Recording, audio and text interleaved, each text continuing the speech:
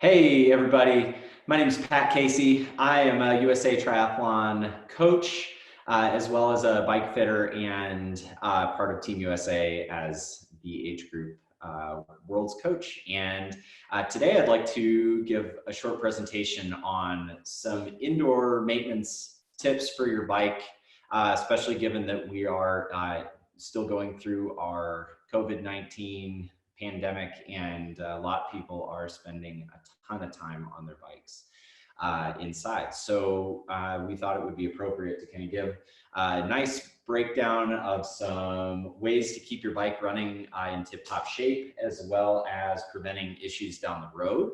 I'm also going to go through a few products that we use here at Peak State Fit.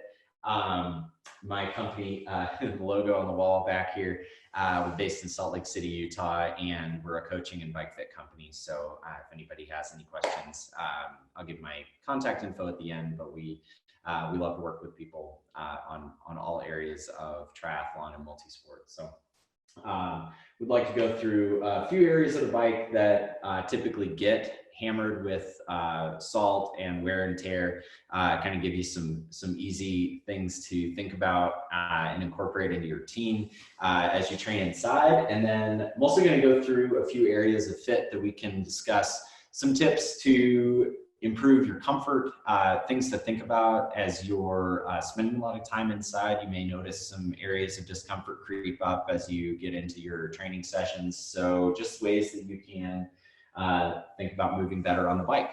So kind of went through these already, but just to kind of reiterate, I'm not going into anything too in depth today, but if you do have any questions, we can discuss those things later. So one other area of fit that we're going to talk about is cleats and some of your contact points at the feet that are very, very important to discuss. So I'm going to switch over to a video here so you can see my face.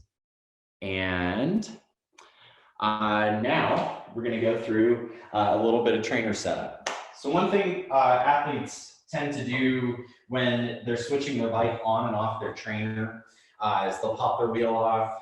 And if you're using a direct drive trainer, a lot of athletes are using these now, where your chain goes onto the trainer itself.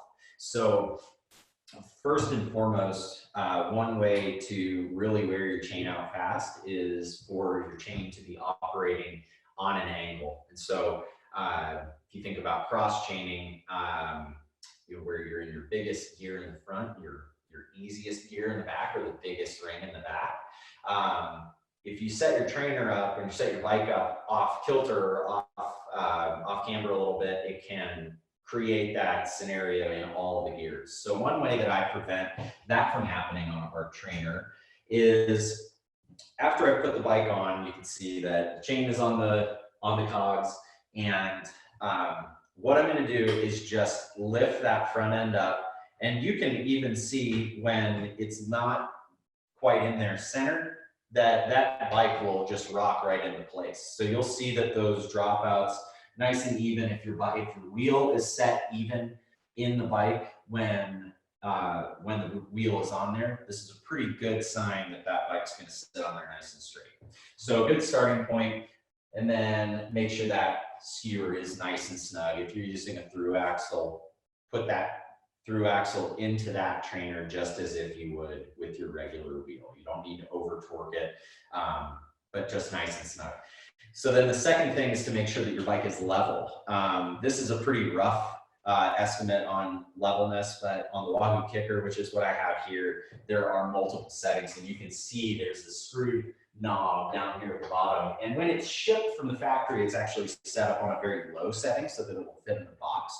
One thing you should consider is to make sure that it's on the 700C road setting. And the easiest way to change that is just by unscrewing this knob. And after you've pulled that knob out, you can move the trainer up and down. That'll change the height of the back end, essentially like your rear wheel.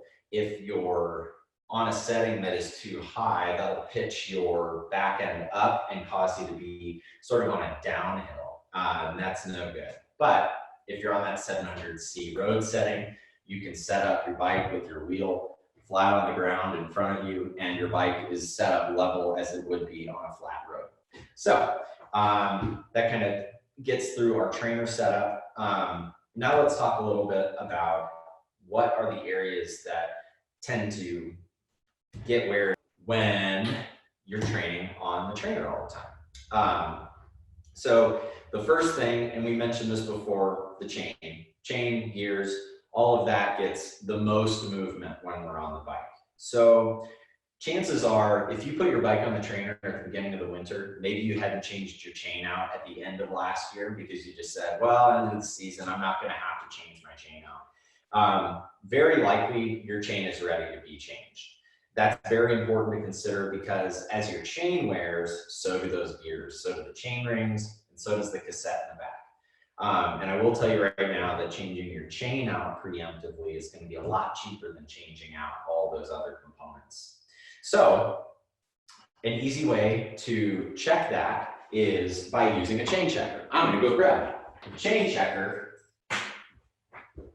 is a really inexpensive piece of equipment that you can add to your tool box. I have a Park tool. Oh, it's the CC 3.2, and it just looks like that. You can get them on Amazon, and they're a nice thing to have because if you ride your bike a lot, like most multi-sport athletes do, chances are you'll change your chain out more than once a year. Once you learn how to use the chain checker, you can also learn how to use the chain cutter and begin to get a little more savvy and change your chain out yourself. But the way that we check our chain is we put a little grooved end in and we just align the pinned end with that next opening. And you can see this chain is just about brand new, so it won't go through, but if it does begin to wear, there are two markings on it, and it'll show you that it's either stretched to 1 degree or the next degree, which is beyond where you should change it. But usually we recommend changing it at the 0.5 setting. So just a good thing to be aware of. The best way to avoid preemptive wear on your chain is obviously by cleaning it and relubricating it regularly. So even while you're training inside, it's just as important to lubricate your chain. Not as much for the sake of the efficiency, but just for that general wear and tear and reducing the amount of wear and tear you're putting on your gears. So one item that I like to use is made by a product called Hardcore. One reason why I like this product is all their substances they use are biodegradable. So kind of have an environmental awareness with their company, and I like that a lot. They're also based here in Utah. But what I like to do with the Hardcore product, this one is the chain and gear cleaner. It's a biodegradable solvent that you can use to break down grease and other debris that gets accumulated on the chain. So what you'll do is just spray a little bit on a terry cloth rag. Make sure that your chain is in line. So don't have your chain set to a gear that's out of that range from the centeredness. And you can look at the chain line from behind. Good cue is just to put it right in the middle of that cassette on the big ring and grab below the chainstay and rotate those pedals backwards. So this chain is already pretty clean, but what I'm going to do is give those plates a nice wipe down, give those pivot points a nice wipe down, all the rounded parts of the chain. That's where they get the most amount of movement. And then you'll see we've got a little bit of black stuff on that rag. Good to see that we've wiped some stuff away. And then we're going to relubricate. So just one pass of chain lubrication is plenty. You don't need to gunk the chain up with lube to make sure that it's working optimally. Just enough to get into those pivot points and make sure that everything's moving smooth. So we're just going to place our lube on the top of the cassette. As you can see where I have the top of this position, and then you can let that lube just drizzle out of the tube, and I usually go about 3 revolutions, and that covers the entire chain. This particular product does have a little bit of viscosity, so what I like to do with this is allow it to sink in. Sometimes I'll just allow that lubrication to make its way into those pivot points. And then take your rag again, and we're just gonna wipe away the excess so we don't have a bunch of extra lube flying around when we start going fast on our bikes. It's not gonna drip all over our trainer station. And just go through 3 revolutions, wipe away the excess, and you're good to go. Doing that once a week will keep your chain a lot happier. It'll also keep your chain less noisy, which will help your friends and family in your house that are training alongside you. So that kind of covers chain basic maintenance. If you're experiencing some issues with your shifting, I recommend looking at the Park Tool website, or just Googling or YouTube search barrel adjustment on your shifting, and that'll be a good resource to kind of start troubleshooting your own stuff. Next is going to be a discussion on what areas tend to get a lot of sweat corrosion. When I was working in shops, we would have athletes, particularly triathletes, who would spend a lot of time in the winter months on their trainers, come in for just their spring maintenance and end up spending a lot more money than they'd anticipated because they had very corrosive sweat. And so they ended up having not only corroded bolts in their cockpit, but also corrosion in their handlebars, so much so that the deterioration from that sweat would actually cause the bar to fail. And so it could become a safety issue, not only cosmetic and related issue when you're trying to pull things apart, but can actually damage your parts. So being aware of that, more so than trying to prevent the sweat from happening. I mean, there's no way around sweating on the bike, especially when we train inside, but we'll see a lot of athletes just use a towel of this size, and it's just simply not enough. And even when you do use towels, sometimes that sweat can pour through. It can get into your front hub of your wheel. Got a nice expensive carbon wheel here, can get into that and cause a lot of corrosion and issues. So one thing that we like to do is actually run an aluminum wheel on the front. So if you have a set of training wheels that you like to use outside with an aluminum braking surface, that will certainly be a better thing to sweat all over than your expensive race wheel. So that's one thing that you can think about. Second thing you can do to kind of prevent the onset of the corrosion and the accumulation of salt is using yet another product by Bicarb. You can spray that front end down.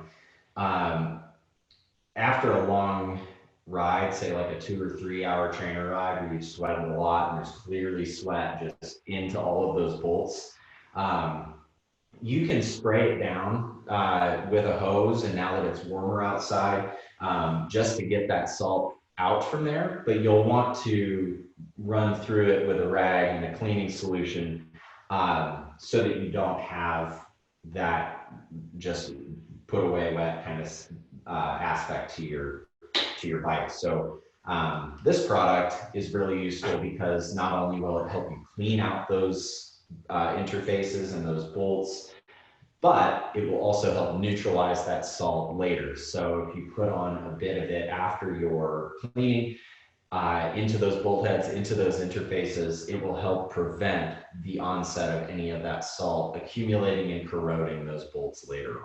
So be aware of all of this stuff, because if you ever take off your pads, you'll see that there are bolts underneath these that hold the pads to the base bar. And a lot of times they're just caked in white salt. So be kind to your bike and give it some love, especially since it's helping you get through this quarantine. So that covers our maintenance and upkeep. If you do have any other questions or want to talk a little further about maybe an issue that you're encountering right now, or if you want to go through a little more detailed cleaning, you'll see my contact at the end of the presentation. So now let's talk a little bit about fit. One area that is a common thread on fit discussion is saddle selection. So we always talk about fit as a balance of contact points on the bike. And with contact points, we really have 3 major contact points, 5 if we include the feet. So one being the saddle, and then the other 2 of the main contact points are our aero bars in our cockpit system. So when we have an offset of that balance, it can cause undue amount of pressure in our shoulders if we're too heavily weighted forward, or it can cause severe discomfort and numbness in the saddle area. So one thing that we like to discuss with just things to think about with athletes doing sort of an at-home fit session is to think about how much their pelvis is actually rotated into the saddle. If you find that your pelvis is often in a neutral position, you have a really hard time staying in this anterior rotated position, and you have that balance over the front end of the bike. If you can't get into that position comfortably, it's a very good chance your saddle is wrong for you, and you should experiment with a few other saddles. A local bike fitter could definitely help you with that.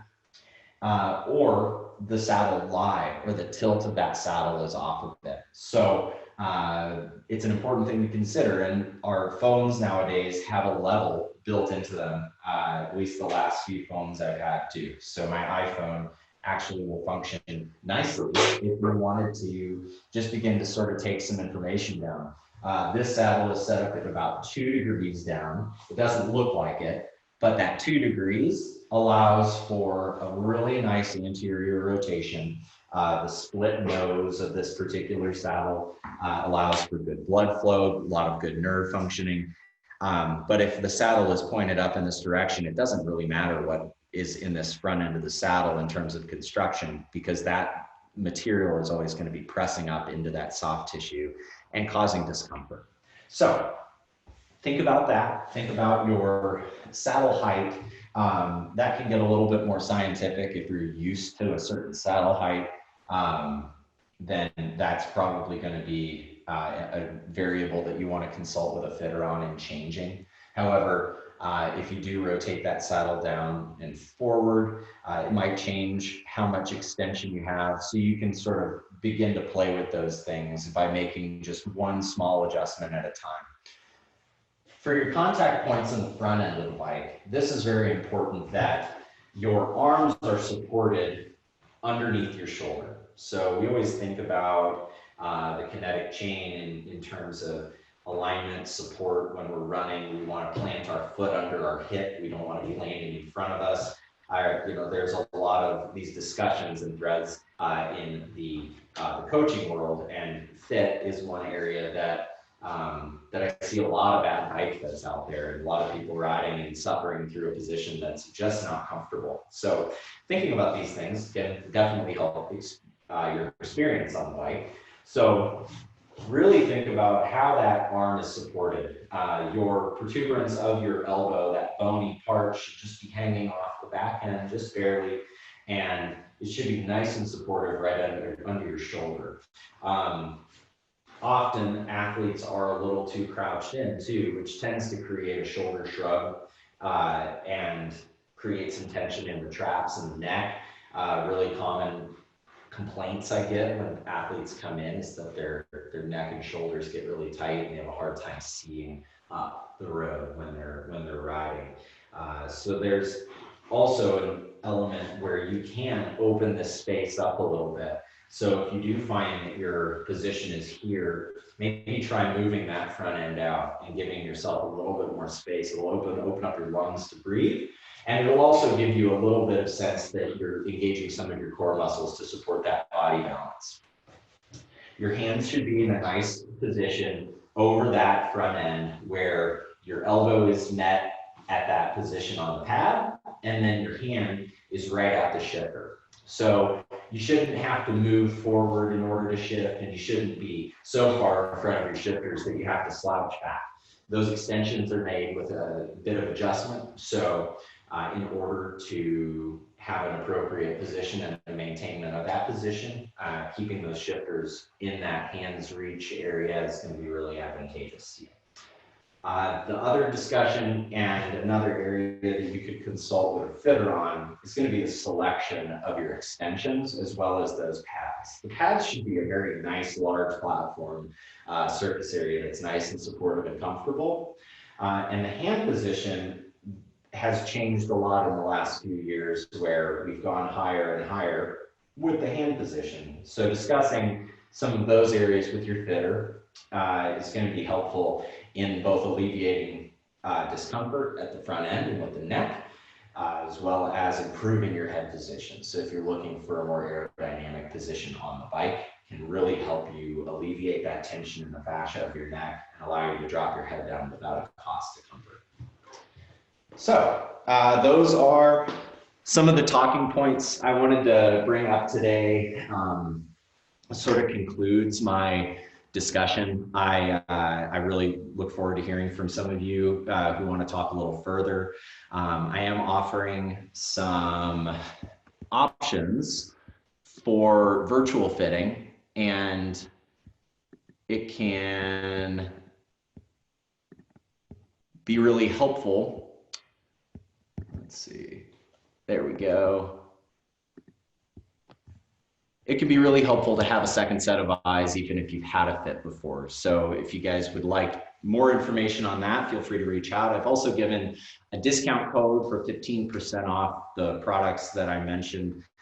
Chain Butter is the chain lube that I use here at Peak State Fit. The Whip Wipe is a really nice product that neutralizes salt and helps keep your stuff clean. The chain and gear cleaner is helpful because it can work as a solvent, and it's not oil-based or petroleum-based, so it's really great to be able to use that and not have to find out how to dispose of it responsibly. And then they also make a product that's called Vital Oxide that's an odor remover, great for your shoes, great for the surface on which you're riding, maybe your yoga mats or any other material that tends to accumulate sweat and microbes that end up stinking after a while. So take a look on their website. Peak State Fit 20 will get you 15% off. And again, they're a Utah-based company. All that stuff is made here in the States. If you'd like to explore some options for virtual fitting, feel free to reach out, pat@peakstatefit.com. Or if you have any questions just about anything that I discussed today, I would love to hear from you. I'm an open book, always interested in hearing athlete stories and helping in any way that I can. So thanks so much for the time. Really appreciate you watching today, and happy riding out there. Hope everybody stays safe and has a great rest of your season. Of what we have left of it. Hopefully everything gets pushed into the fall and we have a nice late race season. So keep your heads up and stay safe out there.